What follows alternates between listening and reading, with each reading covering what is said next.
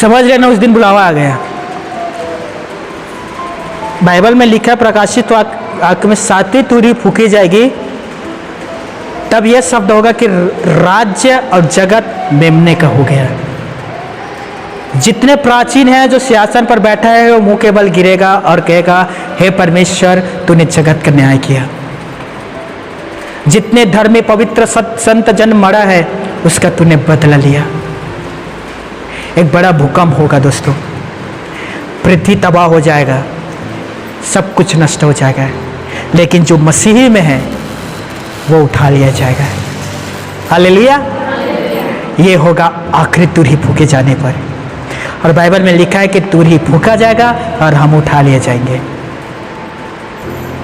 आपको ये बात हमेशा पता होना चाहिए मेरे भाइयों मेरे बहनों, यीशु ने जो जो वादा किया था उसने उसे पूरा किया। उसने एक आखिरी वादा अपने दुल्हन अपने कलीसिया से करके गया है। आपको पता है वो क्या आखिरी वादा है? प्रेरितों के काम 1 अध्याय 9, 10, 11 पद पढ़ लेना।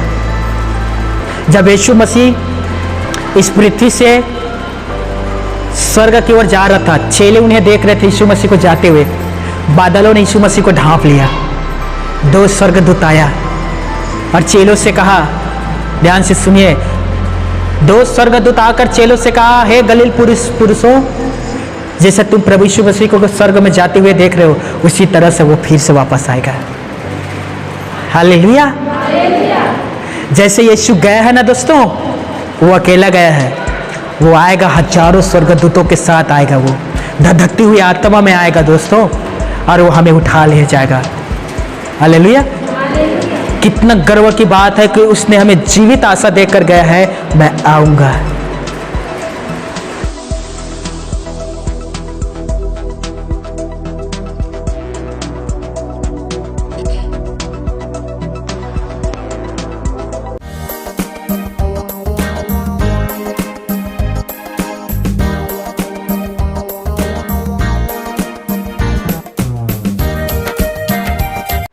सभी को जय मसीह की। एक दूसरे से हंसते हुए बिग स्माइल, बड़ी खुशी के साथ जय मसीह के गए। हाँ, हंसते हुए हाथ मिलाइए एक दूसरे से। ईस्टर का दिन है, बधाई दीजिए एक दूसरे को। पुनरुत्थान ईस्टर का बहुत बहुत बधाई। ये कैसा बधाई है? सब खड़े हो जाए, चलो खड़े हो सब के सब। बहनों को गले मिले और ईस्टर की बधाई दीजिए। भाई से गले मिले और ईस्टर की बधाई दीजिए। चलिए खड़े हो जाइए, बड़ा दिन है। यस, हाँ, गले मिलकर, यस, गले मिलकर।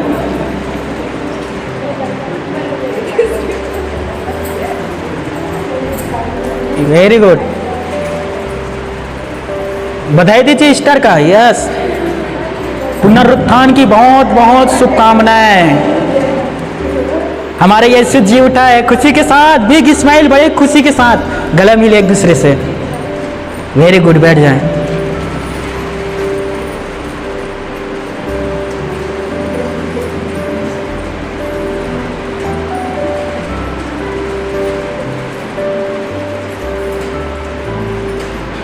यह पहले बार हो रहा है चर्च के अंदर गला मिलकर बधाई देना। हालेलुया। क्या आपको यह बात पता है, पूरी दुनिया में जितने मनुष्य जन्म ले चुके हैं, उन मनुष्यों के जन्म से लेकर आज तक पूरी दुनिया में ऐसा कोई नहीं है जिसने मृत्यु को हराया हो। क्योंकि जो मनुष्य इस पृथ्वी पर पैदा हुआ है, वो पैदा होने के ही साथ मृत्यु भी एक छाप के जैसे उसके जीवन पर आता है। लेकिन केवल यीशु नर्सरी है जिसने मृत्यु को हराया और मृत्यु पर पुण्य रीति से जय प्राप्त किया। हालेलुया। आपको पता है कि सुसमाचार कहां पूरा होता है दोस्तों? हम सुसमाचार प्रचार करते हैं ना, सुसमाचार कहां पूरा होता है? आरंभ कहां से होता है? यीशु मसीह जगत में पापियों के लिए आया, यीशु मसीह ने जगत में पापियों के लिए लहू बहाया, पापियों के लिए मरा और धर्मी व्यक्ति के लिए जी उठा। हालेलुया। सुसमाचार कहां पूरा होता है? यीशु मसीह का पुनरुत्थान पर। दुनिया में जितना आया है दोस्तों, मरा है। मरने के बाद उसके साथ क्या हुआ है कोई भी ग्रंथ नहीं बताता। कुछ लोग कहते हैं कि वो कुछ में कन्वर्ट हो गए, इंसान बंदर बन गए। यदि ये सच्चाई होता तो जितना बंदर है आज वो सब इंसान होते। थियोलॉजिकल यदि देखा जाए, बिब्लिकल देखा जाए तो ये जो लॉजिक है ना वो फिट नहीं खाता। बेमानुस यदि इंसान बनता तो आज बेमानुस का अस्तित्व मिट गया होता। जानवर यदि इंसान बनता तो वैज्ञानिक कहीं ना कहीं से कोई ना कोई ढंग से जानवर को इंसान बना देता। लेकिन इंसान इंसान ही रहता है, जानवर नहीं बनता। कभी ये नहीं हो सकता दोस्तों। केवल यीशु नर्सरी है जिसने मृत्यु के ऊपर विजय पाया। यीशु ने कहा सबसे अंतिम बेरी नष्ट किया जाएगा।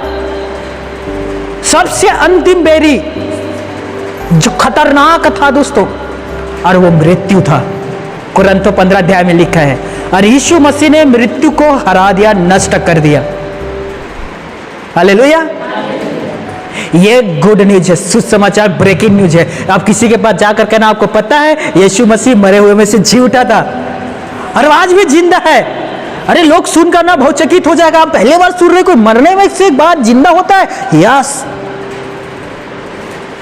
हालेलुया। मैं आपको एक सुंदर बात बता रहा हूं, आपको कभी यह बात पता नहीं होगा। मसीही जगत में, मसीह जगत क्या है? जो यीशु मसीह पर विश्वास करता है वो मसीह जगत में आ जाता है, विश्व रूपी परिवार में जुड़ जाता है, मसीह के परिवार में। मसीह जगत में मृत्यु अंत नहीं है, मृत्यु अनंत जीवन की शुरुआत है। हालेलुया। आप समझ रहे दोस्तों? मृत्यु अंत नहीं है, वो अनंत जीवन की शुरुआत है। हालेलुया। और आज के दिन हमारा यीशु मसीह जी उठा था। पता है परमेश्वर ने कहा हमारा जो यीशु मसीह है वो इतना पावरफुल सामर्थ्य है कि स्वर्ग, ये पृथ्वी और पृथ्वी के जो नीचे नरक है ना, वो तीनों लोग कांपता है यीशु मसीह के नाम से। आपको पता है कि यीशु के नाम से हर एक व्यक्ति उसके सामने घुटना टेक देता है। यीशु मसीह के नाम से हर एक व्यक्ति उसके सामने अंगीकार करता है मुंह खोलकर। वो इतना पावरफुल है प्रभु यीशु मसीह। आपको यह बात पता होना चाहिए कि मृत्यु भी उसे अपने अधीन नहीं रख सका। मृत्यु भी ने यीशु मसीह को सांकड़ में बांध के नहीं रख सका। यीशु मसीह ने सांकड़ को तोड़कर वो जी उठा दोस्तों। हालेलुया। जब कभी आप सुसमाचार सुनाते किसी व्यक्ति को तो आप यह तो जरूर बताएं कि यीशु पापियों के लिए मरा, लेकिन आप यह भी बताइए कि वो तीसरा दिन धार्मिक व्यक्ति के लिए जी भी उठा। आमीन।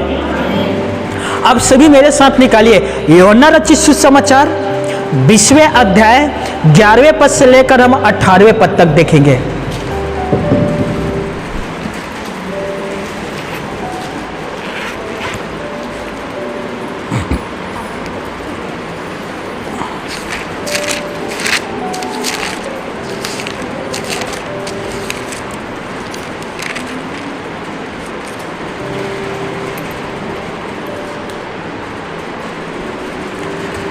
यूहन्ना रचित सुसमाचार 20वें अध्याय 11वें पद से लेकर हम 18वें पद तक देखेंगे। यस, सभी निकाल लीजिए। और जिन भाई बहन के पास नहीं है उन्हें भी दिखाएं। यह कुछ नए आए हैं, उनसे भी शेयर करें। खीर पूड़ी नहीं दे रहे ना बहनों? खीर पूड़ी नहीं है, उन्हें भी दिखा दो। हाँ, खीर पूड़ी होता तो समझ आता, ज़्यादा खा लेंगे। यस, दिखाइए उन्हें। हाँ, वचन पर लिखा है, ध्यान दीजिए। परंतु मरियम रोती हुई कब्र के पास एक बाहर खड़ी रही, रोते रोते कब्र की ओर झुककर। 12वां पद, दो स्वर्गदूतों को उज्ज्वले कपड़े पहने हुए, एक को सिरहाने और दूसरे को पैताने बैठे देखा, जहां यीशु का शव रखा गया था। 13वें, उन्होंने उससे कहा, हे नारी, तू क्यों रोती है? उसने उससे कहा, वे मेरे प्रभु को उठा कर ले गए और मैं नहीं जानती कि उसे कहाँ रखा है। 14, यह कहकर वो पीछे मुड़ी और यीशु को खड़े देखा, पर न पहचाना कि यह यीशु है। 15वां, यीशु ने उससे कहा, हे नारी, तू क्यों रोती है? किसको ढूंढती है? उसने माली समझकर उससे कहा, हे महाराज, यदि तूने उसे उठा लिया है तो मुझे बता कि उसे कहाँ रखा और मैं उसे ले जाऊंगी। 16वां, यीशु ने उससे कहा, मरियम। उसने पीछे मुड़कर उससे इब्रानी में कहा, रब्बिनी, अर्थात हे गुरु। 17वां, यीशु ने उससे कहा, मुझे मत छू, क्योंकि मैं अब तक पिता के पास ऊपर नहीं गया, परंतु मेरे भाइयों के पास जाकर उनसे कह दे कि मैं अपने पिता और तुम्हारे पिता, अपने परमेश्वर और तुम्हारे परमेश्वर के पास ऊपर जाता हूँ। 18वें, मरियम मगदली ने जाकर चेलों को बताया, मैंने प्रभु को देखा और उसने मुझसे यह बातें कही। आसमानी परम पिता परमेश्वर अपने पढ़े गए वचन पर हम सभी को आशीष दे। आमीन। ये जो घटना है दोस्तों, यीशु मसीह के जीव उठने के बाद की घटना है। मैं ये घटना विस्तार से बताकर मैं आज के जो वचन है उससे मैं उस भेद को आपके सामने प्रकट करूंगा। प्लीज 5 मिनट ध्यान से सुनना। बाइबल कहता है यीशु मसीह शुक्रवार के दिन क्रूस पर मारा गया। शाम के समय उसने अपना प्राण कुर्बान कर दिया। 2 व्यक्ति यीशु के शव लिया, एक यूसुफ था, एक निकोदेमुस, और यीशु के शव लेकर एक नई कब्र पर रख दिया। और जो कब्र था वो चट्टान में था दोस्तों, जमीन के अंदर नहीं था, वो एक चट्टान को कोड़कर बनाया गया था। उस चट्टान पर यीशु को शव कर रख दिया। सबत के दिन बड़ा दिन होता है दोस्तों। इजराइल के जो लोग हैं, मसीही जो लोग हैं, सबत के दिन का आदर करते थे, क्योंकि सबत के दिन विश्राम के दिन होता है और परमेश्वर ने उस दिन क्या किया था? विश्राम। तो मरियम मगदली ने यह सोची, क्यों ना आज सबत के दिन है, मैं सुबह सुबह प्रभु के लिए मैं दिए जला दूं या कुछ सुगंध चीज और लेकर यीशु के कब्र में जाने लग गई। ध्यान से सुनना, वो अकेली थी। मरियम मगदली जो थी ना, प्रभु से बहुत प्यार करती थी, क्योंकि प्रभु यीशु मसीह ने मरियम मगदली के शरीर से 7 दुष्ट आत्मा को बाहर निकाला था। कितने दुष्ट आत्मा? कितना? एक भाई है जिसके अंदर 6000 दुष्ट आत्मा था। कितना? समझ रहे हो दुष्ट आत्मा कितना खतरनाक रहता है। इसीलिए जब उसे सांकड़ से बांधता था ना, तो सांकड़ को तोड़ देता था, जैसे रस्सी के समान। मोटा मोटा रस्सियों से बांधता था, उसे तोड़ देता था वो।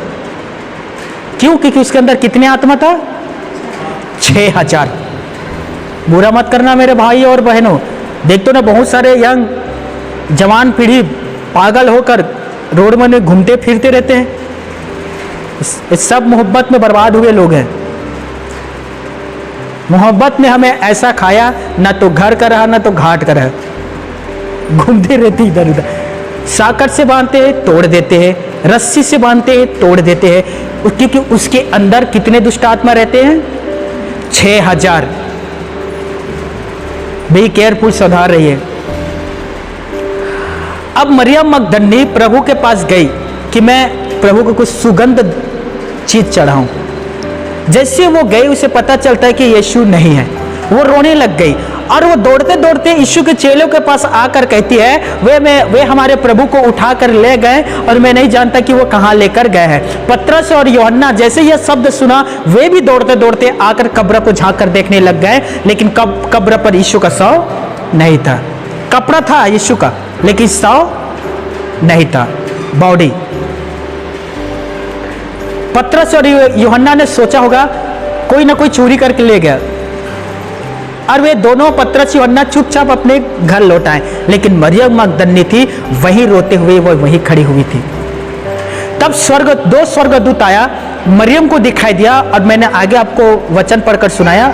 मैं आज के वचन आरंभ कर रहा हूं, ध्यान से सुनिए। पहले बार मरियम ने यीशु मसीह को देखा और यीशु ने कहा, जाकर मेरे दो चेलों से कह दो कि मैं जी उठा हूं। हालेलुया। कुछ भाई और कुछ हमारे बहन हैं, इस सत्य को विश्वास नहीं करते, वो इस सत्य को हजम नहीं करते। और बहुत सारे लोग कहते हैं कि मरे हुओं का पुनरुत्थान नहीं है, जो मर गया है वो कभी भी जीवित नहीं हो सकता। भला कोई मरने के बाद कैसे जीवित हो सकता है? मनुष्यों की बुद्धि से देखा जाए तो ये सही बात है और असंभव है। कोई मरा हुआ व्यक्ति जी नहीं पाएगा, मनुष्यों की दृष्टि से देखा जाए तो। लेकिन स्वर्गीय दृष्टि से देखा जाए तो परमेश्वर के लिए कोई भी काम कठिन नहीं है। जीवन, श्वास और मृत्यु, इन तीनों पर स्वर्गीय पिता परमेश्वर प्रभुता करता है। वो जीवन देता है, वो श्वास देता है और वो व्यक्ति को मृत्यु भी देता है, लेकिन वो मरे हुए में से भी व्यक्ति को जिलाने की सामर्थ्य रखता है, क्योंकि वो सर्वशक्तिमान परमेश्वर है। वो आज्ञा देता है तो आंधी तूफान आता है, वो आज्ञा देता है तो आंधी तूफान शांत भी हो जाता है। हालेलुया। जब परमेश्वर ने पहला मनुष्य आदम को बनाया, भूमि की मिट्टी से बनाया। समझिए, यदि आपके भी मन पर यह सवाल उठता होगा कि मरे हुआ का पुनरुत्थान हो ही नहीं सकता, भला कोई मरा हुआ व्यक्ति कैसे जी उठेगा? और कुछ भाई बहन हैं इस सत्य पर विश्वास नहीं करते, और वो विश्वास इसलिए नहीं करते क्योंकि जो शैतान है सबसे अधिक भ्रम फैलाकर पृथ्वी पर रखा है। मैं 2-3 आपको ना भ्रम बता रहा हूं जो शैतान इस पृथ्वी पर कैसे फैला कर रखा है। मैं आपको प्रूफ दूंगा कि यीशु मसीह तीसरे दिन जी उठा था। थोड़ा वेट करिए। शैतान इस तरह के भ्रम पृथ्वी पर फैला कर रखा है। पहला, शैतान कहता है, दोस्तों ध्यान से सुनना, शैतान के लोग कहते हैं कि यीशु मसीह क्रूस पर मूर्छित था, वो मरा नहीं था, दरअसल वो बेहोश हुआ था और बेहोशी के हालात में उसे क्रूस से नीचे उतारा गया और बेहोशी के हालत में उसे कब्र में रखा गया। फिर उनके यीशु के चेले आए और यीशु मसीह को लेकर अपने घर चले गए और लोगों में अफवाह फैला दिया कि यीशु मसीह मरे हुए से जी उठा। यदि आप सभी पवित्र शास्त्र बाइबल पढ़ चुके हैं, मत्ती रचित सुसमाचार कितने लोग पढ़ चुके हैं? 28 अध्याय है। Very good. जब आप मत्ती रचित सुसमाचार 27-28 अध्याय पढ़ते हैं, आपको वहां पता चलेगा जब यीशु मसीह ने कहा पूरा हुआ और अपना प्राण त्यागा, तो वहां रोम के कुछ सैनिक थे। उसने पहले जाकर एक डाकू का पैर को तोड़ा, क्योंकि इजरायलियों का, यहूदियों का एक परंपरा था दोस्तों कि शाम होने से पहले कोई भी व्यक्ति जो क्रूस में चढ़ाया गया वो मर जाए। शाम होने के बाद मारना उन्हें पाप लगता था। 6 बजे से पहले ही सबका मृत्यु हो जाए। इसीलिए लोग क्या करते थे, यदि कोई व्यक्ति क्रूस में टंगा है और उसका मृत्यु नहीं हो रहा है तो वह लोग जाकर उसके टांगों को तोड़ देते थे, और टांग को तोड़ते थे तो लहू अधिक बहता था और लहू बहने से उसका मृत्यु हो जाता था। तो रोमी जो सैनिक है, पहला डाकू को टांग को तोड़ा, दूसरे डाकू को टांग को तोड़ा, लेकिन जब यीशु मसीह के पास आया तो सैनिकों ने देखा कि यीशु मसीह मर गया है, इसीलिए यीशु मसीह का टांग नहीं तोड़ा गया। और भविष्यवाणी में कहा गया था कि यीशु का टांग तोड़ा नहीं जाएगा, लिखा था पहले भी। तो सैनिकों ने यह प्रूफ किया कि यीशु मसीह जो है वो मर गया। 27 अध्याय आगे आप पढ़ोगे, जैसे यीशु ने कहा, हे पिता मैं अपनी आत्मा तुझे सौंपता हूं, और वो मरा, उसी समय मंदिर का जो पर्दा था वो फट गया, भूकंप हुआ और बहुत सारे कब्रें जो था वो खुल गया। तो वहां बहुत सारे लोग जो ये घटनाओं को देख रहे थे, मत्ती 27 में लिखा है, उन लोगों ने देखकर कहा कि सचमुच ये परमेश्वर के पुत्र था। यीशु जैसे ही यीशु की जो आत्मा था यीशु के बॉडी से बाहर निकला, उसने मंदिर के पर्दा को फाड़ दिया दोस्तों। Hallelujah, hallelujah. लेकिन शैतान ने देखिए कैसे अफवाह फैला कर रखा है, लोगों को कैसे ब्रेन वॉश करता है।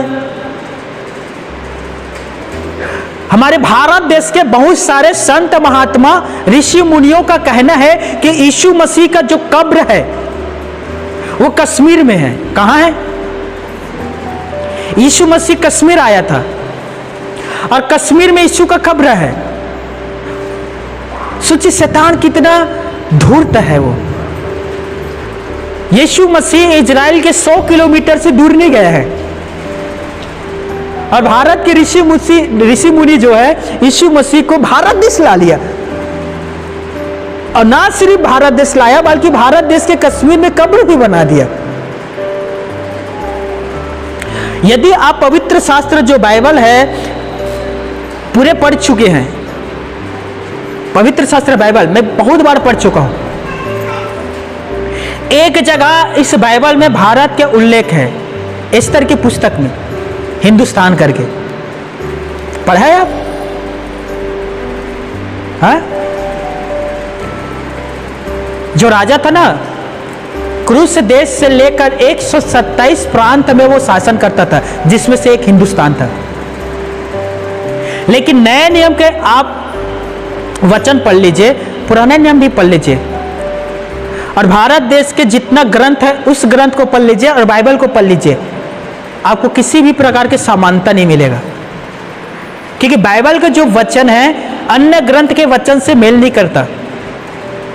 पढ़ लीजिए, मैं पढ़ाऊं दोस्तों। क्योंकि बाइबल का जो उद्देश्य है, बाइबल का जो वचन है किसी भी अन्य ग्रंथ से इतना भी मैच नहीं करता। क्योंकि यीशु मसीह भारत देश नहीं आया था, लेकिन शैतान अफवाह फैला कर रखा है कि यीशु भारत देश आया था।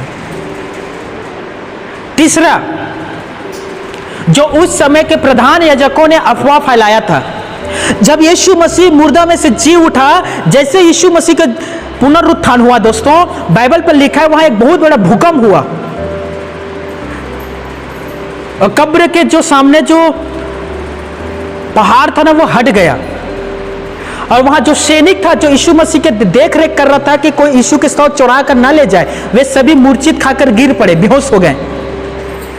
उन्हें होश आया, दौड़ते हुए जाकर कब्र को देखा और उन्हें पता चलता कि यीशु कब्र पर नहीं है।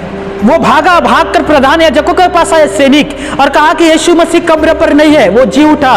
तो प्रधान याजकों ने उन्हें चांदी के सिक्का दिया और कहा कि तुम यह कहना कि जब हम लोग सो रहे थे तो यीशु मसीह के चेला आया और यीशु के शव को चुराकर ले गया। यदि आप इजराइल देश जाते हैं दोस्तों तो आज भी यह कहानी वहां प्रचलित है। आज भी बहुत सारे लोग कहते हैं कि यीशु मसीह जी नहीं उठा, उसके जो शव था उसे चेले चुरा कर ले गए। इस तरह के बहुत सारे अफवाह जो है शैतान इस पृथ्वी पर फैला कर रखा है दोस्तों। ध्यान से सुनिए, अब मैं आपको प्रूफ प्रमाणित दे रहा हूं कि यीशु मसीह जी उठा। हालेलुया। सब तैयार है? मैं आपको प्रूफ दे रहा हूं कि यीशु मसीह जी उठा। पहला, प्रेरितों के काम पहला अध्याय 3 पद, वहां लिखा कि यीशु मसीह मरे हुओं में से जी उठने के बाद 40 दिन 40 रात वो पृथ्वी पर टहल करता रहा, चेलों के साथ समय बिताता रहा। यीशु मसीह के मरे हुओं में से जी उठने के बाद वो 3 बार अपने आप को चेलों के ऊपर प्रकट किया। कितने बार? कितने बार?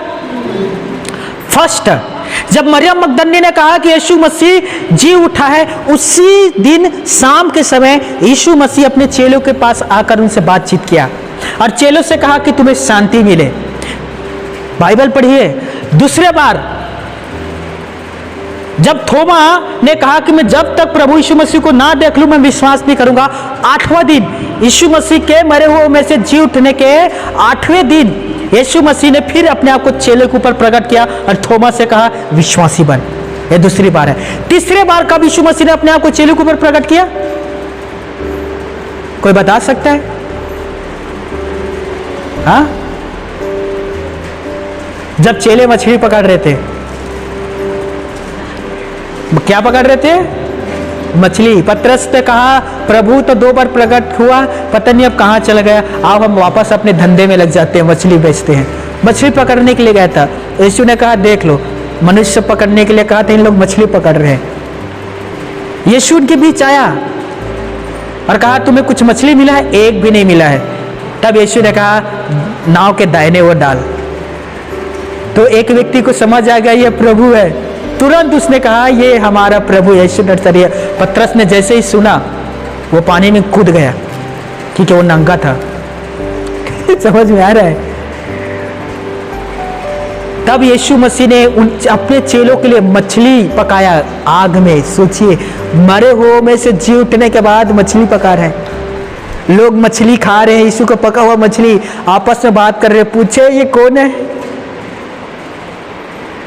लेकिन किसी की हिम्मत नहीं हो रहा था कि यीशु से पूछे ये कौन है। कल्पना करें हमारे दादाजी गुजर गए हैं, अचानक एक दिन रात 2 बजे टीन कढ़ैया के कुछ आवाज आपको सुनाई दे रहा है।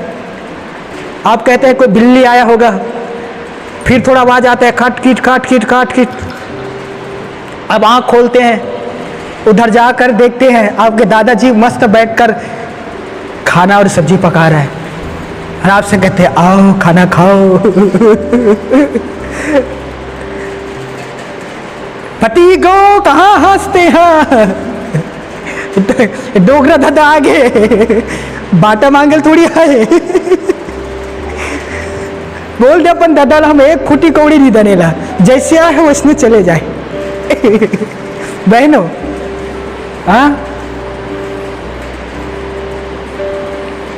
चेले खाना खा रहे थे, यीशु का पका हुआ मछली, और एक दूसरे को देख रहे थे, इशारा कर रहे थे तू पूछ ये कौन है, तू पूछ ये कौन है। लेकिन चेलों ने आखिरी में कहा नहीं यीशु ही है। 3 बार अपने आप को चेलों के ऊपर प्रकट किया। पहला कुरिन्थियों 15वें अध्याय, ध्यान से सुनिए, पहला कुरिन्थियों 15वें अध्याय और उसके 3, 4, 5 पद में लिखा है कि 500 से अधिक लोगों ने यीशु मसीह को देखा। हालेलुया। कितने लोगों ने? 500 से अधिक लोगों ने यीशु मसीह को देखा और वे लोग ने यीशु को देखकर कहा सचमुच यह परमेश्वर के पुत्र था और जो इसने भविष्यवाणी किया था उसे पूरा किया। इसने कहा था कि मैं तीसरे दिन जी उठूंगा और सचमुच यीशु मसीह जी उठे। 3 बार चेलों के ऊपर प्रकट किया। 40 दिन 40 रात वो इस पृथ्वी पर रहा। 500 से अधिक लोगों ने यीशु मसीह को देखा। उसके बाद सबसे आखिरी जो चेला बना, ध्यान से सुन लीजिए, पौलुस ने भी यीशु मसीह को देखा। जब वो रथ में बैठकर जा रहा था तब यीशु ने कहा हे साउल तू क्यों मुझे सताता है। वहां उसने यीशु मसीह को देखा एक ज्योति में। यह घटना है 2023 साल पहले की। क्या 2024 में कोई प्रभु यीशु मसीह को देखा है? क्या 2023 में कोई यीशु मसीह को देखा है? हाँ, हालेलुया। 2023 में यीशु मसीह को लोगों ने देखा है। 2022 में मैंने यीशु मसीह को देखा है। मैंने देखा है इसे 2022 में, जब मेरे हड्डी का ऑपरेशन चल रहा था, मैं आईसीयू में था। पहले बार मैंने यीशु मसीह को देखा, 2022 की बात है। 2023 में हमारे चर्च में आता है मालिक राम भाई। उसने मुझे बताया कि एक दिन वो प्रार्थना कर रहा था, वो प्रभु की प्रार्थना कर रहा था। वो हर दिन प्रार्थना में बैठता है। वो प्रार्थना में था, एक ज्योति उसके रूम में आया और उस ज्योति ने उससे कहा मैं यीशु हूँ जिससे तुझे चुना है, मैं तुझसे प्यार करता हूँ। उसने पहले बार यीशु मसीह को शब्द सुना और वो उसने ज्योति को देखा, यीशु मसीह को। हालेलुया। 2022 में मैंने प्रभु को देखा, 2023 में मालिक राम ने प्रभु को देखा। आप विश्वास करिए यीशु जी उठा है। 2024 में आप में से बहुत सारे लोग यीशु को देखोगे। चलिए ताली तो बजाकर प्रभु की महिमा करें। मैं देखता हूं कुछ भाई बहन आगे बढ़ा करे ना, अच्छा लगता है। प्रभु के लिए आप महिमा करते हैं, ताली बजाते हैं। मेरे लिए मत बजाओ, उसके लिए बजाओ, प्रभु के लिए बजाए। हालेलुया। अब मैं आपको और प्रूफ दे रहा हूं, ध्यान से सुनिए। मरे हुए में से जी उठना कैसा होता है? इस संसार में बहुत सारे दुष्ट आत्मा है जो इस पृथ्वी पर घूमता है और बहुत सारे लोगों ने दुष्ट आत्मा को देखा भी है। प्लीज ईमानदारी से हाथ उठाना यदि किसी ने दुष्ट आत्मा को देखा है।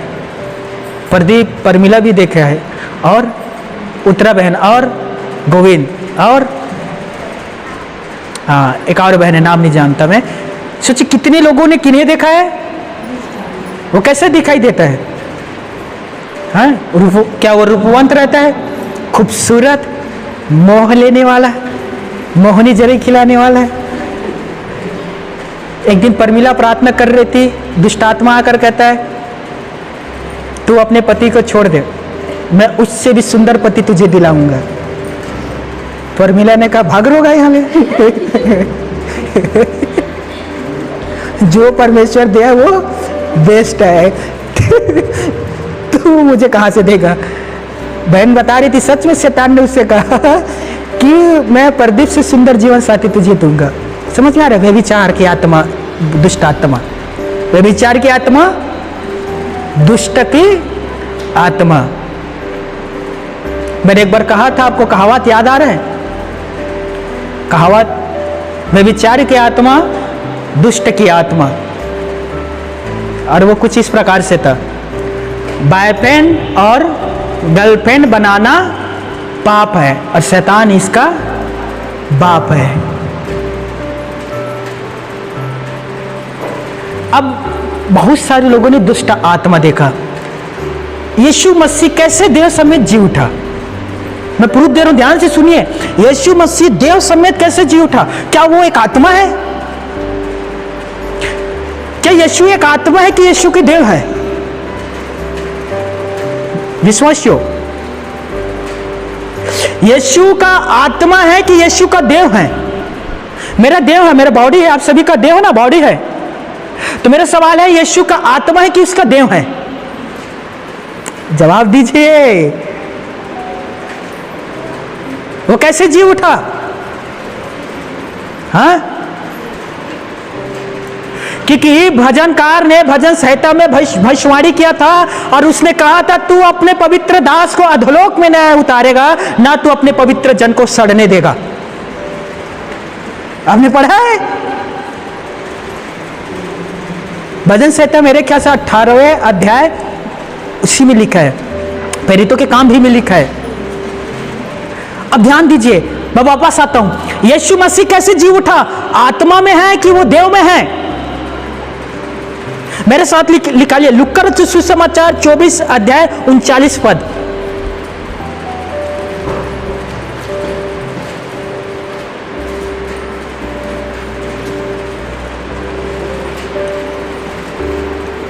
लूका रचित सुसमाचार 24 अध्याय 39 पद।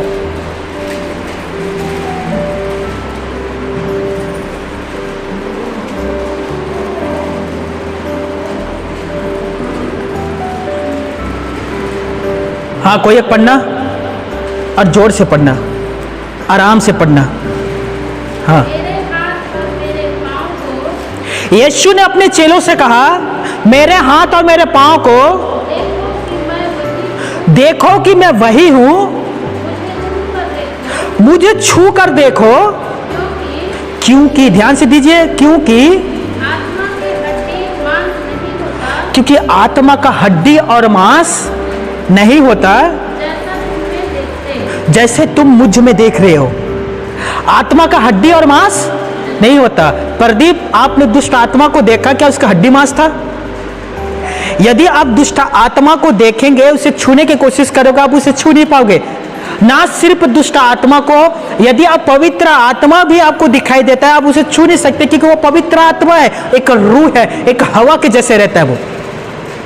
लेकिन यीशु मसीह कहता है मुझे छू कर देखो, क्योंकि मेरा हड्डी और मांस दोनों है। हालेलुया।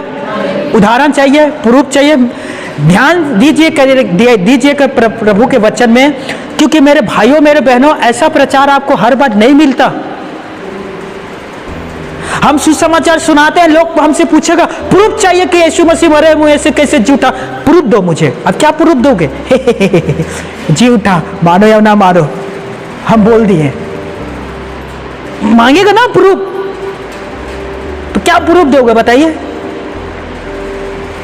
छत्तीसगढ़ी मानना तो मानना रे, हमला क्या करना है, हम बोल दें, हम जात हन, हमने अपने आते उतने बोलथन।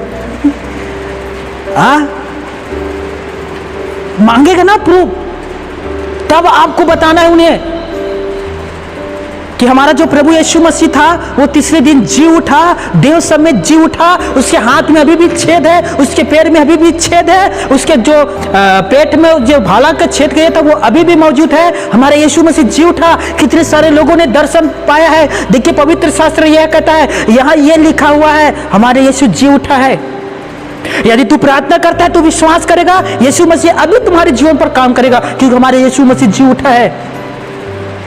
हालेलुया। अब बताइए ना, लोगों को प्रूफ दीजिए ना दोस्तों, क्यों बात नहीं मानेगा। पता है यीशु मसीह के पास जो प्रधान याजक थे, शास्त्री लोग थे, बीमारों को लेकर आया करते थे। यीशु के पास एक सूखा हाथ वाले को लेकर आया, हाथ बेचारा का सूखा हुआ, और सब्त का दिन था। और यीशु के पास लाकर कहता है यह सूखा हाथ व्यक्ति है और सब्त के दिन काम नहीं करना है। देखिए कितना चतुर व्यक्ति, सूखा हाथ है लेकिन सब्त के दिन काम नहीं करना है, क्योंकि बाइबल में लिखा है कि सब्त के दिन विश्राम करना, काम नहीं करना। अब हम देखते हैं कि तू सूखा हाथ वाले व्यक्ति, जो सूखा हाथ व्यक्ति कैसे चंगा करता है। यीशु ने कहा इधर आ रहे ढूंढियो, मेरे पास आओ तुम लोग, मैं तुम्हें बताता हूं। ये बताओ तुम में से किसी एक व्यक्ति का जो भेड़ है, बकरी कुएं में गिर जाए, क्या तुम सब्त के दिन बाहर नहीं निकालोगे? अब व्यक्ति ने सोचा होगा 200 दिनार का घाटा होगा, क्योंकि कुआं के अंदर पानी होता है। भेड़ गिर गया, पानी पीकर मर जाएगा, मरेगा कि नहीं? तो लोगों ने सोचा और कहा जरूर हम निकालेंगे, कुएं से बाहर निकालेंगे रस्सी से बांधकर। यीशु ने सूखे व्यक्ति को कहा इधर आ, और कहा चंगा हो जा। उसका सूखा हाथ जो ऐसे मुड़ा हुआ था वो ऐसा हो गया, सीधा हो गया। यीशु ने कहा जब तुम सब्त के दिन एक गिरे हुए भेड़ को उठा सकते हो तो अब्राहम की संतान है, मैं इसे चंगा क्यों नहीं करूंगा? हालेलुया। सभी लोग अपने अपने मुंह का मार खाकर वापस लौट गए। हालेलुया। बोलो प्रभु यीशु मसीह की जय।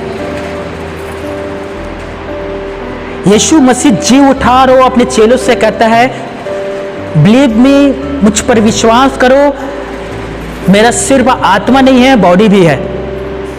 क्योंकि आत्मा में, शरीर में, आप ध्यान से सुनिए, जो आत्मा होता है उसमें हड्डी और मांस नहीं रहता, वो एक आत्मा होता है। लेकिन यीशु में हड्डी और मांस दोनों है। हालेलुया। साधु सुंदर सिंह ने प्रभु के दर्शन पाया। उसने अपने पुस्तक में लिखा जब मैंने यीशु को देखा तो मैं उसके हाथ में आज भी वो छेद को देखा। हालेलुया। जिस छेद से ठोका, कील से ठोका गया था ना, वो छेद आज भी है, क्योंकि शैतान भरमाने वाला है। मैं यीशु कहकर आ गया और आप उसके सामने धन्यवाद ना करना, प्रूफ चाहिए तेरे हाथ में छेद है कि नहीं है? हाँ, थोमा से भी ज्यादा कट्टरपंथी मैं हूं। आप कहना ही है। पहले अपने हाथ का छेद देखा, ये देख, पैर का भी छेद देखा, ये देख, पेट का भी छेद देखा, ये देख। हालेलुया। चल तो मुझे परमेश्वर के पास ले चल। यूहन्ना को लेकर गया था ना, पतामुस टापू में था तो सीधा वो स्वर्ग गया था। धोखा ना खाओ, बहुत सारे शैतान स्वर्गदूत का रूप धारण करके आते हैं। बी केयरफुल, सावधान रहिए। आगे ध्यान दीजिए, जितने लोग मनुष्य इस पृथ्वी पर मरे हैं, जितने लोग, दो तरह से उनका अंतिम संस्कार किया जाता है। दो तरह का, चाहे वो किसी भी धर्म का हो। या तो उसे जला दिए जाते हैं, चिता में लटाकर जलाते हैं ना, या तो फिर उसे दफना दिए जाते हैं जमीन के अंदर। जितने जमीन के अंदर है उन सभी का जो कब्र है आज भी वो बंद है। ध्यान दीजिए। लेकिन केवल यीशु मसीह जिसका कब्र आज भी खुला हुआ है। मैं सच कह रहा हूं, मैं प्रूफ दे रहा हूं, आप ध्यान से सुन लीजिए। जितने लोगों को चीता में लटाकर जलाया गया वो उसका अस्तित्व नष्ट हो गया, जितनों को दफनाया गया वो नीचे जाकर सड़ गया और वो उसका मांस मांस में मिल गया, हड्डी हड्डी में, मिट्टी मिट्टी में मिल गया। लेकिन केवल यीशु नरसरी है जो देव समेत जी उठा। उसका जो शरीर था वो सड़ा नहीं। हालेलुया। ध्यान दीजिए दोस्तों, आज बहुत सारे जो लोग हैं ना, विशेष करके विश्वासी, इजराइल देश जाते हैं। घूमने के लिए। और जितने विश्वासी इजराइल देश घूमने के लिए जाते हैं ना, वो यीशु के कब्र भी में जाता है देखने के लिए कि कहाँ हमारे यीशु मसीह को रखा था। और वहां बड़े शब्दों में लिखाया है वो यहाँ नहीं है, यीशु मसीह जी उठा है। हालेलुया, वो जी उठा है। दुनिया में जितने लोग मरे हैं, सिकंदर, ताजमहल बनाया है ना, राजा ने ताजमहल, वहां कब्र है दोस्तों, कब्र के ऊपर ताजमहल बनाया गया है। जितनों का कब्र है सब पैक है, सब बंद है, लेकिन केवल यीशु मसीह की कब्र है जो खुला है, और वहां लिखा है कि वो जी उठा है। वो यहां नहीं है, वो जी उठा है। हालेलुया। एक बात हमेशा अब याद रखना मेरे भाइयों मेरे बहनों, बहुत सुंदर बात है, हर एक से कहना और गर्व से कहना सभी से, मेरा जो यीशु मसीह है वो तीसरे दिन जी उठा और आज भी जीवित है, और वो अपने प्रत्येक जीवित व्यक्ति को लेने के लिए भी आने वाला है। हालेलुया। मेरे साथ एक पत्री निकालिए, पहला कुरिन्थियों 15वें अध्याय 51 पद। पहला कुरिन्थियों 15वें अध्याय 51 पद।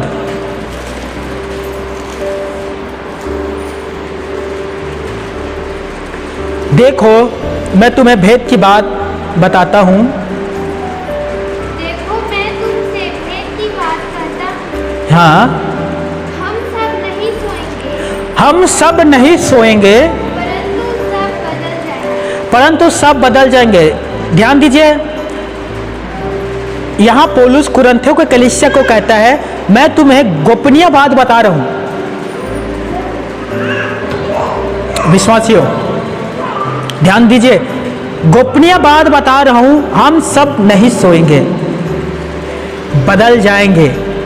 और कैसे? पलक झपकते ही साथ। कैसे बदलेंगे? पलक झपकते ही साथ। मैं आपको ना एक उदाहरण दे रहा हूं, ध्यान दीजिए। बाइबल में लिखा है, उत्पत्ति की पुस्तक में, हनोक नामक एक व्यक्ति का जन्म हुआ, और वो धर्मी व्यक्ति था, वो परमेश्वर के साथ रहा करता था। हनोक, एक दिन परमेश्वर ने कहा, हे हनोक तू ऊपर उठ चले आ। हनोक जो था वो देव समेत उठा लिया गया। उसका जो शरीर था वो नहीं सड़ा, मरा नहीं, कब्र के अंदर नहीं गया। दूसरा व्यक्ति, ध्यान दीजिए, एलिया नामक एक व्यक्ति था। एलिया जो था वो देव समेत स्वर्ग में उठा ले गया। तीसरा प्रभु यीशु मसीह, वो देव समेत स्वर्ग में उठा ले गया। अब पारी आता है हम विश्वासियों का। बाइबल में लिखा है कि तुरही फूका जाएगा और हम देव समेत उठा ले जाएंगे प्रभु के साथ। हालेलुया। और पौलुस ने उसी बात को कुरिन्थियों के कलीसिया को कहा कि हम क्षण भर में बदल जाएंगे। क्षण भर में बदलेंगे दोस्तों। हम एक मिनट में 22 बार पलक को अपने झपकते हैं। ये जो पलक होता है, एक मिनट में कितने बार? 22 बार। एक ही बार हम पलक झपकेंगे और हम तुरंत बदल जाएंगे दोस्तों। कैसे? ये जो नाशवान देव है ना, वो अविनाशी को पहन लेगा। ये मरणहार जो देव है ना, वो अमरता को पहन लेगा, पलक झपकते ही।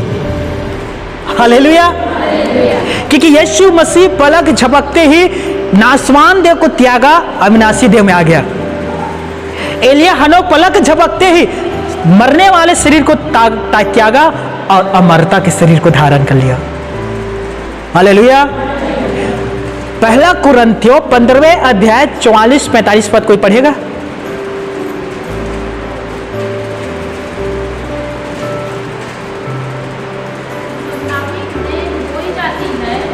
ऊपर से पद और ऊपर। हाँ, एक और 22 से। हाँ हाँ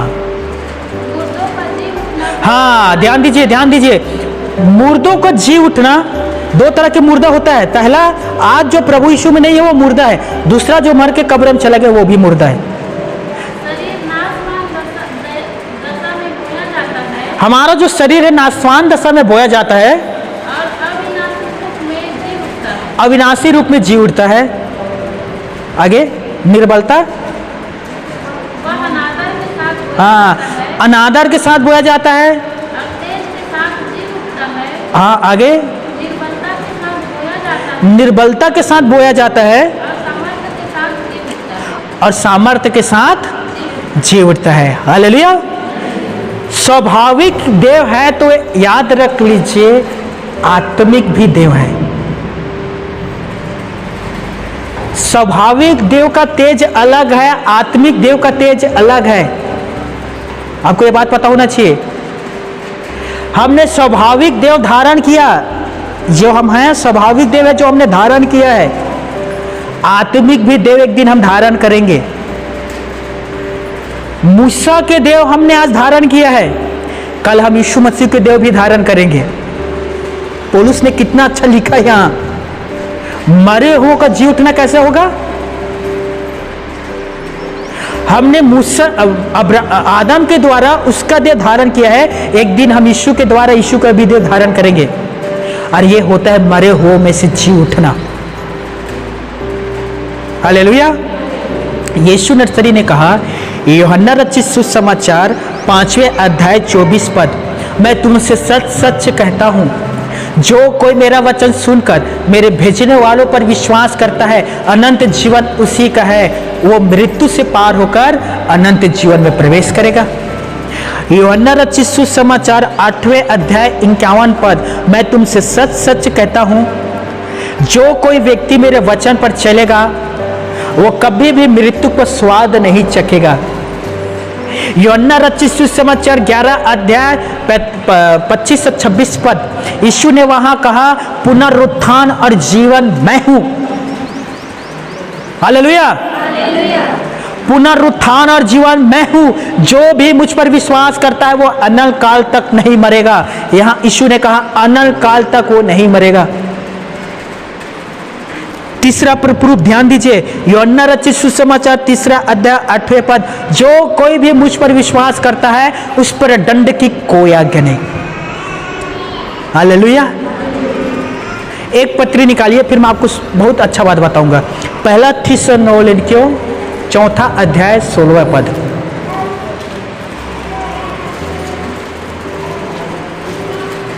क्योंकि प्रभु आपकी सभी को निकालने दो। पहला थिस्सलुनीकियों 4 अध्याय 16वें पद,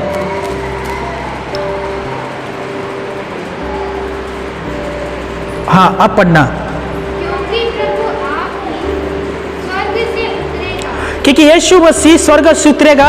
ध्यान दीजिए, वो प्रभु का एक वादा है कि मैं एक दिन स्वर्ग से नीचे उतरूंगा हमें लेने के लिए। हाँ, उस समय ललकार और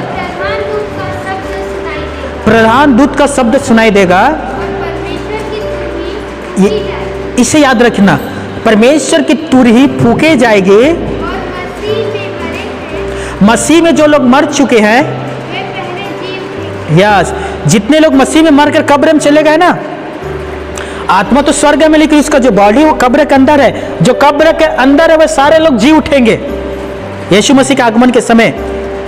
लेकिन हमारा क्या, हम तो जीवित है, तो क्या हम कब्र में जाएंगे उसके बाद हमें वो बाहर निकालेगा? हाँ, तो गोविंद भाई सभी के लिए एक एक कब्र बना दे भाई, हम लोग सब कब्र में जाते हैं, फिर वो आएगा, फिर हम जी उठेंगे। ऐसा है नहीं, जो पहले मर चुका है, जो कब्र में है, वो जी उठेगा। और देखिए हमारे विषय में क्या कहता है आगे, तब हम जो जीवित और बचे रहेंगे उनके साथ बादलों पर, हाँ, यीशु मसीह के साथ बादलों पर उठा लिए जाएंगे कि हवा में प्रभु से मुलाकात करे। हालेलुया। कितना सुंदर बात है कि वो हमें उठा लेगा कि हम हवा में प्रभु के साथ मुलाकात करें। हालेलुया।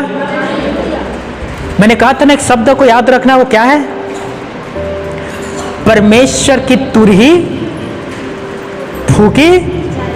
जब तक तुरही नहीं फूकेगा तब तक यीशु मसीह का आगमन नहीं है। तुरही फूका जाएगा और यीशु मसीह पृथ्वी पर आएगा। आपको पता है दोस्तों, लगभग मैं आधा घंटे से ज्यादा समय मैं तुरही की आवाज यूट्यूब में ढूंढ रहा था कि तुरही कैसा फूका जाएगा, और आधा घंटा से ज्यादा समय लगा मुझे 1 मिनट की तुरही की आवाज सुनने में, क्योंकि मैं ढूंढ रहा था कि कौन सा तुरही है जो मैच करता है, और कैसे तुरही फूकेगा, सातवां तुरही फूके जाएगा और आएगा, कैसे तुरही है जो फूका जाएगा। मैं आपको सुनाना चाहता हूं, प्लीज ध्यान से सुनना, ध्यान से सुनना। हर एक किस तरह से तुरही फूकेगा और प्रभु आएगा, ध्यान देना। ये तुरही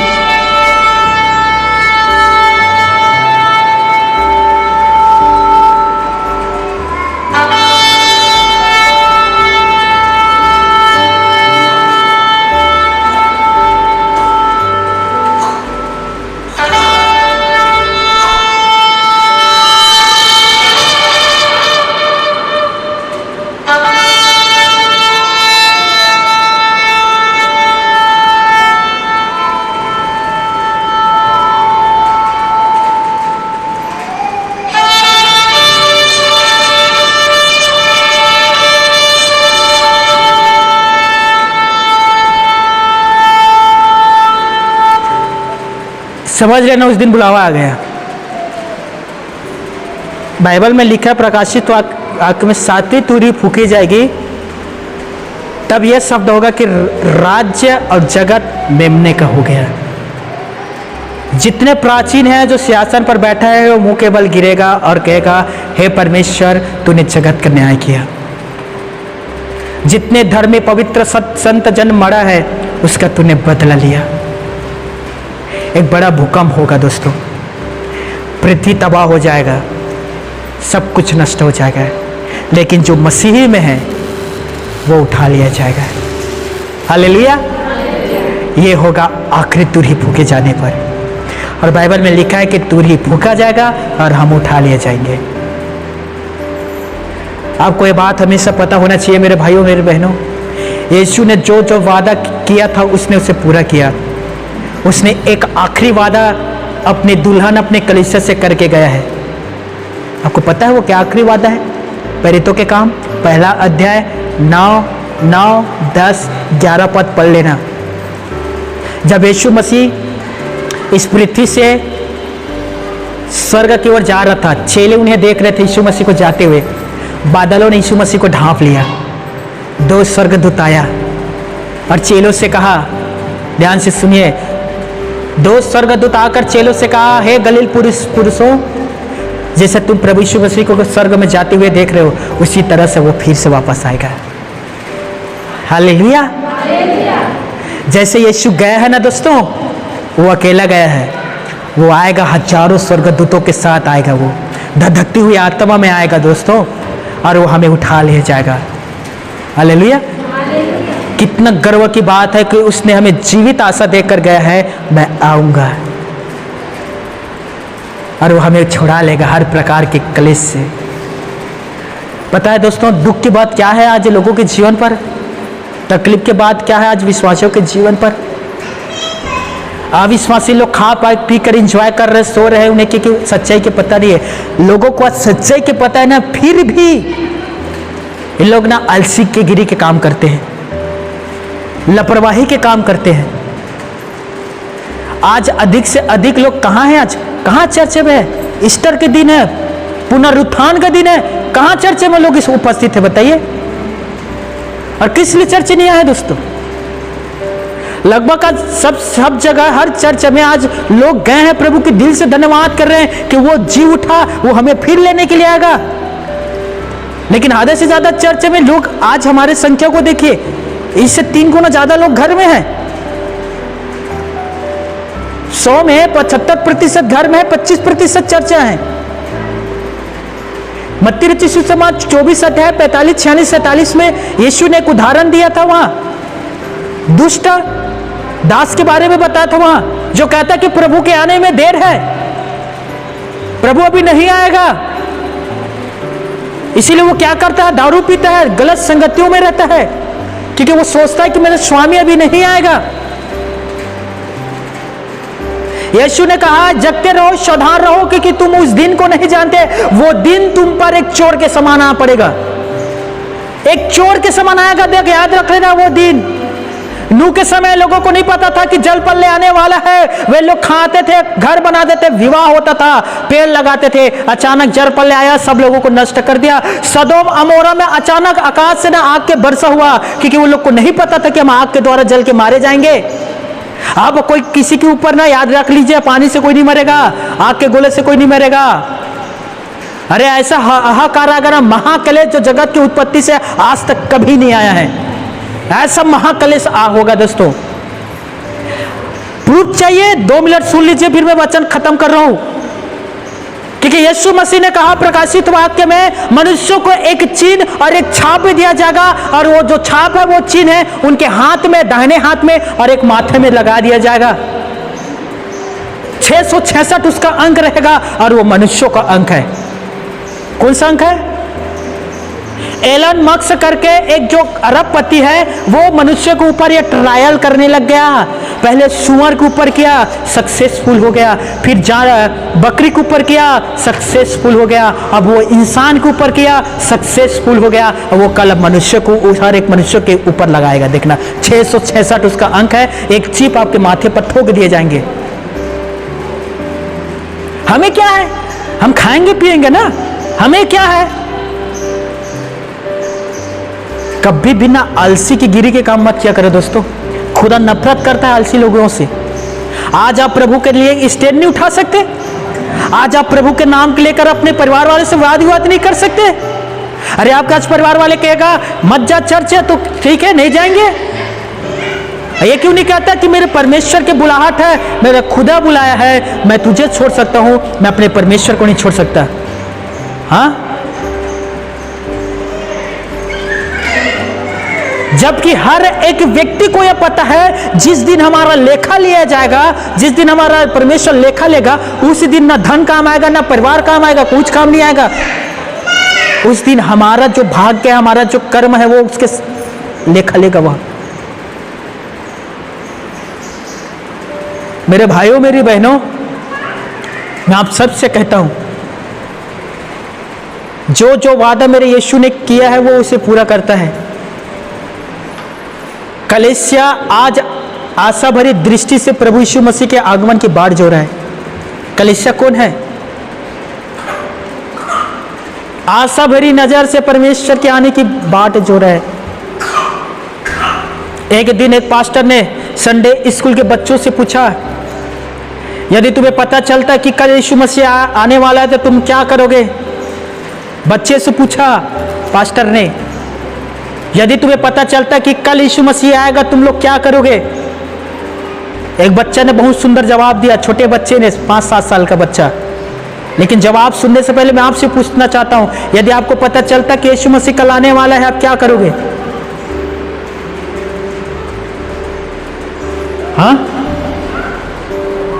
यदि आपको पता चलता है कि कल यीशु मसीह आने वाला है, आप क्या करोगे? कुछ तो जवाब दीजिए,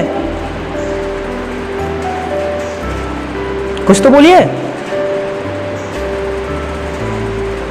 हाँ, रविवार है भैया, शाम को चिकन खरीदते हुए जाकर पेट भर खाऊंगा। वैसे भी कल तो प्रभु आने वाला है, तो आज इच्छा से एंजॉय कर लो। क्या करोगे आप? एक 7 साल के बच्चा, संडे स्कूल के बच्चा खड़ा होकर कहता है, पास्टर जी, यदि मुझे पता चलता कि कल यीशु मसीह आने वाला है, तो मैं आज अपने आप को तैयार करूंगा। आज मैं तैयार करूंगा अपने आप को कि कल वो आए तो मुझे उठा लिया जाए। हालेलुया। ये विश्वासी है। एक विश्वासी नहीं कहता कि मैं कल बदलूंगा। एक विश्वासी नहीं कहता मैं कि कल मैं अपने जीवन बदलूंगा। एक विश्वासी नहीं कहता कि कल मैं अपना जीवन प्रभु को दूंगा। एक विश्वासी नहीं कहता कि कल मैं प्रभु के वचन पर चलूंगा। एक विश्वासी कहता है कि मैं आज से मैं प्रभु के साथ चलूंगा। मैं आज अपना जीवन प्रभु को देता हूं। मैं आज से मैं प्रभु यीशु को उद्धारकर्ता के रूप में मानकर उसके तमाम वचनों पर चलूंगा, ताकि कल वो आता है तो मुझे उठा लिया जाए। हालेलुया। और जो कहता है ना कल बदलूंगा, कल गाली देना छोड़ दूंगा, कल नशा करना छोड़ दूंगा, कल लड़ाई झगड़ा करना छोड़ दूंगा, वो जो कल है ना उसके जीवन पर काल लेकर आएगा, और जो काल है उसे अनंत जीवन के लिए सुला देगा। एक बहुत सुंदर गीत है मसीही में, कल के भरोसे में ना रहना, कल के भरोसा कभी ना करना, कल क्या होगा किसने जाना। अरे यही बात सुलेमान ने भी नीति वचन 27 अध्याय पहला पद में कहा, कल के विषय में तू डिंग मत मारना, कल के विषय में तू घमंड ना करना, क्योंकि तू नहीं जानता कि आज तेरे साथ क्या क्या होने वाला है। हालेलुया। क्या लगता है दोस्तों, चलिए मैं एक उदाहरण आपके सामने दे रहा हूं, फिर मैं खत्म करूंगा।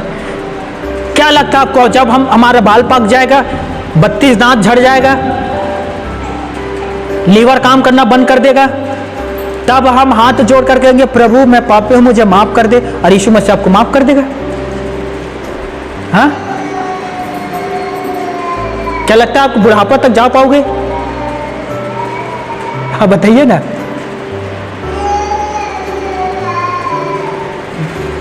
एक अच्छा बात बता रहा हूं, ध्यान से सुन लीजिए।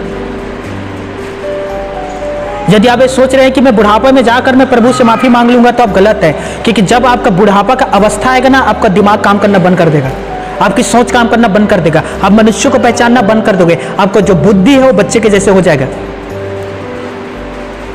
परमेश्वर सर्वज्ञानी है दोस्तों, वो जानता है कि मनुष्य कितना चतुर है, पर आपको यह पता होना चाहिए कि हमसे कहीं ज्यादा चतुर वो है जो सोचता है बुढ़ापा में जाकर माफी मांगूंगा, उन्हें कभी माफी नहीं मिलता। इसीलिए सुलेमान ने नीति वचन पर कहा, कल के विषय में डिंग मत मार, तो नहीं जानता आज दिन भर में तेरे साथ क्या होने वाला है। कोई यहां ऐसा व्यक्ति है जो आज 2 लाइन लिख कर मुझे दे सकता है कि मैं सुरक्षित रूप से अपना घर पहुंच जाऊंगा, मार्ग में मेरे साथ कुछ नहीं होगा? हेलो, कोई लिख के दे सकता है? हाँ,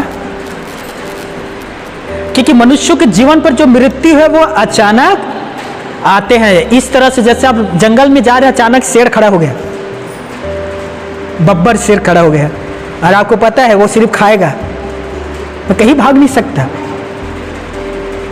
मृत्यु अचानक आता है कि लोगों के जीवन पर दोस्तों। परमेश्वर ना करे, सोचिए हम लोग प्रार्थना कर रहे हैं, यहाँ प्रचार चल रहा है, अचानक एक छत गिर पड़े, कोई छोड़कर ना भागेगा जगह। उदाहरण है, पास्टर जी तुम मरो हम तो भागे, तो बादल गिर जाएगा। याद है बचपन में, मुझे याद है दूसरी या तीसरी में कहानी था, एक खरगोश था ना जो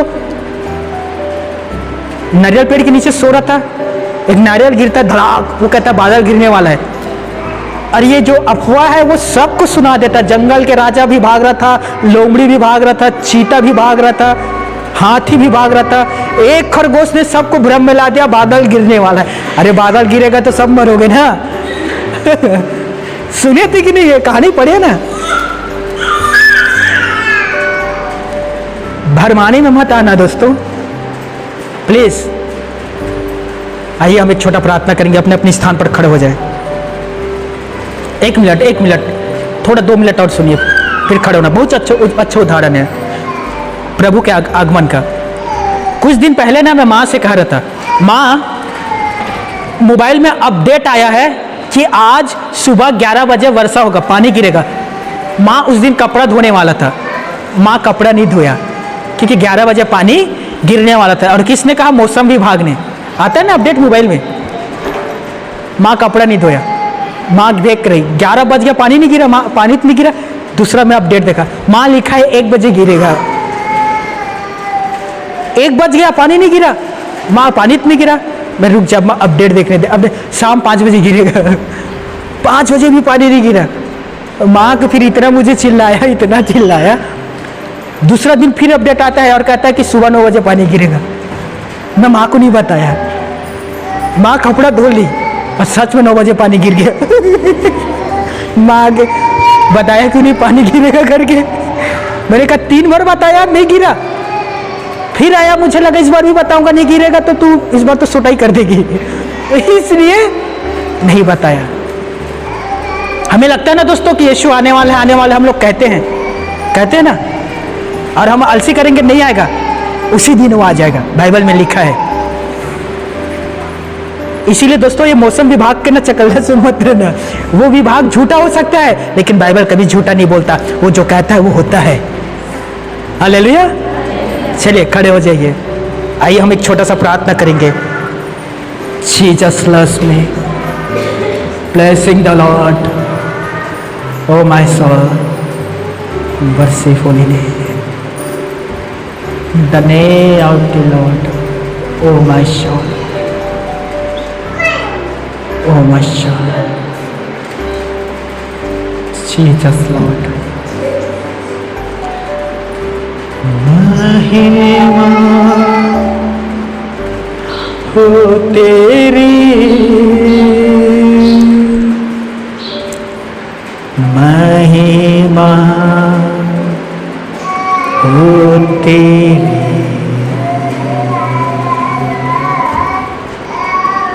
ऊंचा और ऊंचा, सबसे ऊंचा रहे तेरा नाम, ऊंचा और ऊंचा,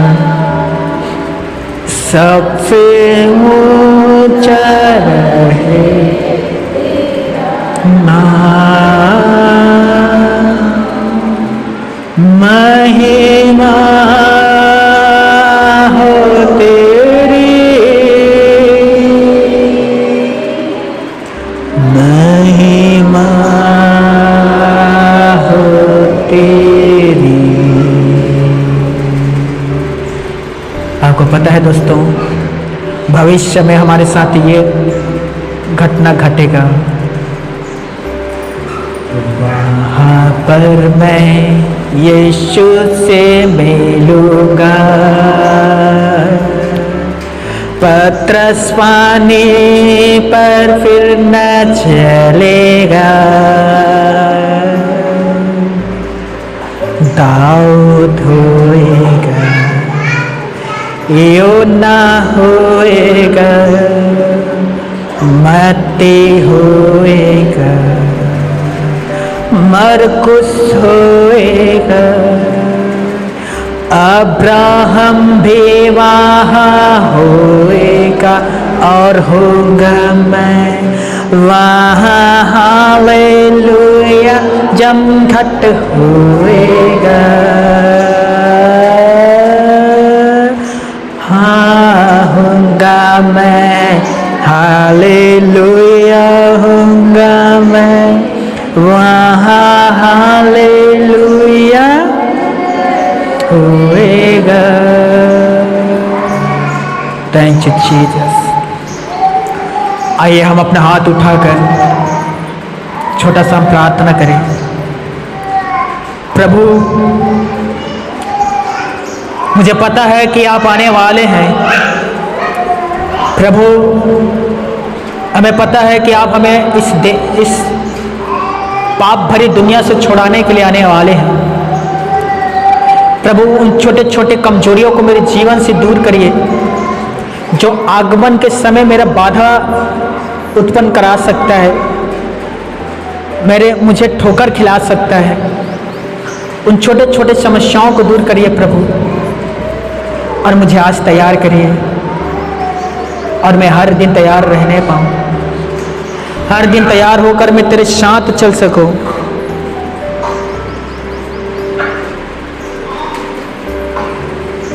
धन्यवाद प्रभु, प्रार्थना को सुनने के लिए, आशीष को देने के लिए। खुदा बाप, जितने उपस्थित हैं उन सभी को आशीष दीजिए। जितने आए हैं पिता परमेश्वर, तूने अपने पुत्र प्रभु यीशु मसीह को मरे हुए में से जिलाकर स्वर्गीय स्थान पर बैठा दिया। जितने आए हैं पिता परमेश्वर, हम सभी को भी तू जिलाकर अपने स्वर्गीय स्थान पर आने की अनुमति दीजिए। हमें भी अपने स्थान पर आने की परमिशन दीजिए। प्रार्थना है पिता, जितने यहाँ उपस्थित है पिता परमेश्वर, वो एक दिन आपके साथ आपके राज्य में रहने पाए पिता परमेश्वर। ओ प्रार्थना करता हूँ यीशु मसीह के नाम से हर एक जीवन से शैतानों को दूर करे पिता परमेश्वर। यीशु मसीह के नाम से हर एक जीवन पर गड़बड़ी करने वाले दुष्ट आत्माओं को दूर करिए पिता परमेश्वर। और मैं प्रार्थना करता हूँ ये 2024 में बहुत सारे विश्वासी आपकी दर्शन को देखने पाए पिता परमेश्वर। ओ मरियम मगदली जैसे सपनेदर्शी होने पाए पिता परमेश्वर। वो साउल के जैसे बहुत सारे भाई आपके सपनों को देखने पाए पिता परमेश्वर, ताकि वो गर्व से कह सके मेरा यीशु जीवित है पिता परमेश्वर। वो आपकी गवाहियों को देने पाए, सुसमाचार प्रचार करने पाए, ना सिर्फ अपने घर पर, ना सिर्फ अपने गांव पर, ना सिर्फ अपने राज्य पर, बल्कि वो हर एक कंट्री में जाने पाए पिता परमेश्वर, हर एक देश में जाकर प्रचार करने पाए और वो कहने पाए कि मेरा यीशु जीवित है। प्लीज पिता परमेश्वर हर एक के आंखों को खोल दे कि वो तुझे देखने पाए। आपके कलाम कहता है कि अंत के दिनों में आपके जो लोग हैं वो दर्शन को पाएंगे। आपके वचन कहता है कि आपके दास दास पवित्र आत्मा से भर जाएंगे। आपके वचन कहता है कि जो बच्चे हैं वो भविष्यवाणियों को करेंगे। मैं प्रार्थना करता हूँ खुदा बाप यीशु के नाम से हर एक व्यक्ति वो दर्शनीय होने पाए, वो दर्शन देखने पाए, वो भविष्यवाणी करने पाए, वो अन्य भाषाओं में प्रार्थना करने पाए, वो दान वरदान से भरने पाए, वो मिरेकल के काम करने पाए, वो चमत्कारों के काम करने पाए, वो सुंदर आराधक बन जाए, वो व्यवस्थापक बन जाए, वो प्रेरितों के काम करने लग जाए, वो उपदेशक देने लग जाए। मैं प्रार्थना करता हूँ खुदा बाप जितने यहाँ उपस्थित है पिता, हर एक को अपने सेवा के लिए तू चुन ले, हर एक को अपने बुलाहट में ला लीजिए पिता परमेश्वर। हर एक के आत्मा में आपके आत्मा कब्जा करने पाए पिता परमेश्वर आज और इसी पल पिता। हर एक के जीवन पर एक बड़ा सुधार आने पाए पिता, और हर एक जो व्यक्ति है यीशु के क्रूस उठाकर तेरे पीछे चलने पाए और वो कहने पाए पिता परमेश्वर यीशु के पीछे मैं चलने लगा, मैं किसी से ना डरूंगा, न मैं समाज से डरूंगा, न मैं परिवार से डरूंगा, न मैं भजन दल से डरूंगा, न मैं आरएसएस से डरूंगा, मैं यीशु के पीछे चलने लग गया। मैं कभी ना डरूंगा। वो तू मेरा क्या कर सकता है? तू मेरा कुछ नहीं बिगाड़ सकता। मेरे सिर के हर एक बाल गिना हुआ है। मैं यीशु के पीछे चलने लगा। मैं ना डरूंगा, मैं ना डरूंगा, मैं ना हटूंगा, चाहे जाने देना पड़े,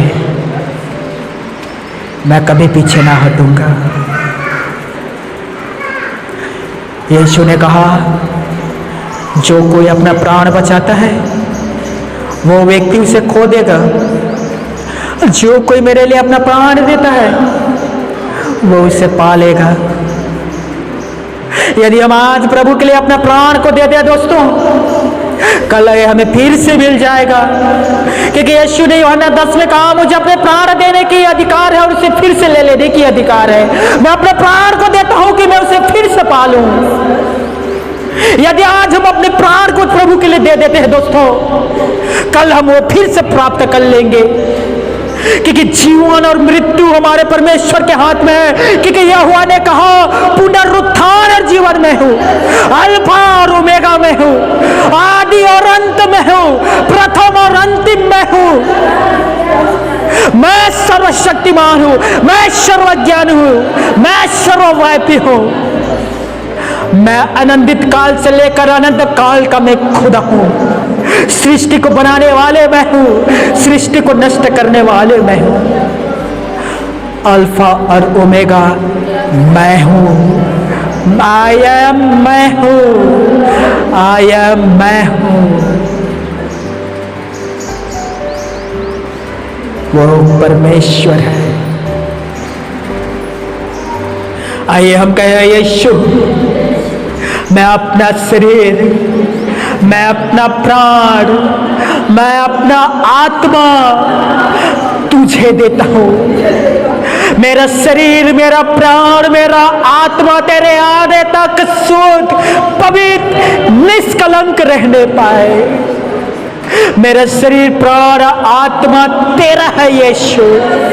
मेरे शरीर प्राण आत्मा को सुरक्षित रख, इस भाव सागर में खोने ना देना, इस भाव सागर में डूबने ना देना। मेरा शरीर प्राण आत्मा तेरा है। ओ मेरा श्वान इलो पिता इलोहीम, ओ मेरे पिता इलोहीम, तूने अपने पवित्र दास को सड़ने नहीं दिया। तू हमें सड़ने ना देना। तू अपने पवित्र दास को अधोलोक में नहीं उतारा, तू हमें अधोलोक में उतरने ना देना।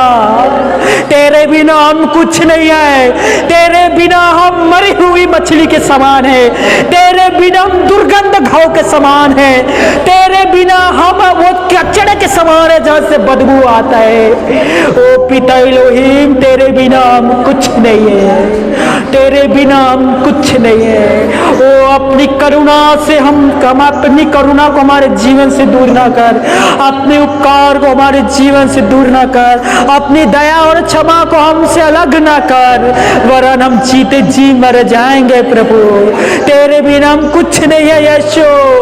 आज हम यहाँ इसीलिए खड़ा है क्योंकि तूने हमें चुना है, इसीलिए आज हम जीवित है क्योंकि तूने हमें बचाया है। तूने कोविड से बचाया, तूने इसकी डेथ होने से बचाया, तूने भूख में मरने से बचाया, तूने दुष्ट आत्मा से बचाया, तूने बीमारी से बचाया, इसीलिए हम बचाए गए हैं प्रभु। हम बचाए और चुने हुए हैं प्रभु। बाइबल कहता है कि हमने तुझे नहीं, तूने हमें चुना है। हम तेरे चुने हुए बच्चे हैं प्रभु। अपनी करुणा को हमसे दूर ना कर, अपनी करुणा को हमसे अलग ना कर, अपनी आत्मा को हमसे अलग ना कर, अपने चर्च से हमें अलग ना कर यीशु, अपनी बॉडी से हमें अलग ना कर यीशु, अपने पवित्र आत्मा को हमसे अलग ना कर। ओ तेरे बिना हम कुछ नहीं है, तेरे बिना हम मरे हुए व्यक्ति के समान है। तू हमसे दूर ना हो प्रभु। हम तुझसे बेइंतहा मोहब्बत को रखते हैं, हम सारे लोगों से ज्यादा तुझसे प्यार करते हैं प्रभु। संसार में कोई भी हमारे साथ दे या ना दे, कोई साथ रहे या ना रहे, लेकिन तू हमारे साथ रहता है। हम तुझसे बेइंतहा मोहब्बत करते हैं प्रभु। तू हमारा उद्धार करता है, तू हमारा मुक्ति का राजकुमार है, तू शांति का स्रोत है, तू मेरा महिमामय, मेरा प्रभु और मेरा राजा है। मैं तुझसे प्यार करता हूँ मेरे यीशु। Thank you Jesus. मैं जब प्रार्थना कर रहा था, प्रभु ने मुझे एक वचन दिया है दोस्तों। प्रभु यीशु ने आप सभी से कह रहे हैं, यूहन्ना 13वें अध्याय, यीशु कह रहा है तुम शुद्ध हो चुके हो। यीशु कह रहा है, यूहन्ना 13 अध्याय घर में पढ़ना 6, 7, 8। मैं प्रार्थना कर रहा था, प्रभु ने यह वचन मुझे दिया है दोस्तों। यीशु कह रहा है तुम शुद्ध हो चुके हो, लेकिन सबके सब शुद्ध नहीं है। प्रभु यहाँ मुझे बता रहा है कि बहुत सारे अभी भी ऐसे लोग हैं जो अभी भी अशुद्ध हैं, लेकिन बहुत सारे मेरे बहनें शुद्ध हो चुके हैं।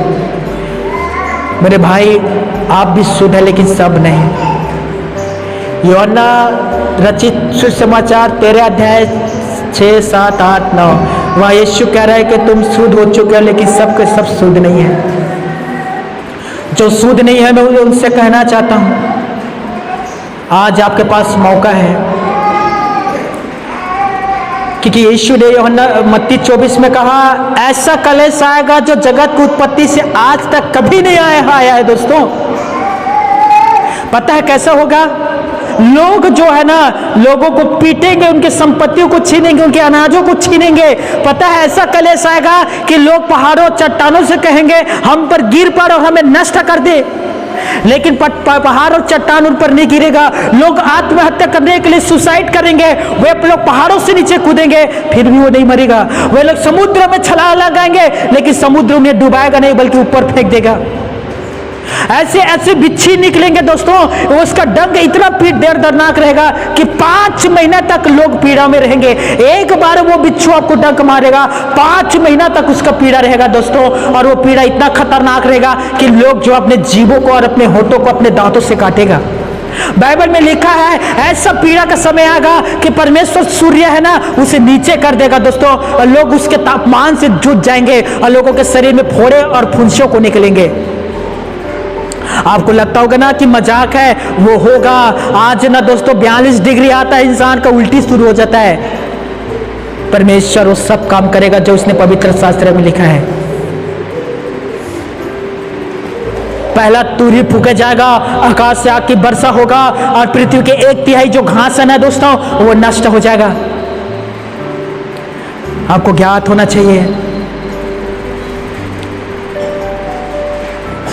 तीसरा तुरही फूके जाएगा, चौथा तुरही फूके जाएगा, सूर्य चंद्रमा और तारे पर भी पत्ती आएगा। सूर्य चंद्रमा तारे के आधा जो रोशनी है वो चला जाएगा। यदि आप साइंस पढ़ते हैं, आपको साइंस के पता है, तो आपको पता होना चाहिए चंद्रमा की जो रोशनी है दिन प्रतिदिन घट रहा है। बाइबल पर लिखा है परमेश्वर के पुत्र मेमना पुस्तक खोलेगा, मोहर को तोड़ेगा तो लिखा है कि 4 स्वर्गदूतों में एक शब्द, दूतों के बीच में शब्द सुनाई देगा, आ। और एक लाल घोड़े आएगा, उस पर एक व्यक्ति सवार रहेगा और पृथ्वी पर उसे यह अधिकार देगा कि वो जानवरों के द्वारा मनुष्य के एक पीढ़ी को नष्ट कर डाले। और अभी जानवर के द्वारा कोविड-19 आया और मनुष्यों के एक पीढ़ी नष्ट हुआ। दोस्तों बाइबल पर लिखा है, पढ़िए, प्रकाशित वाक्य पढ़िए, वहां आपको सब कुछ मिलेगा। यदि आज आप नहीं बदल पाए ना दोस्तों,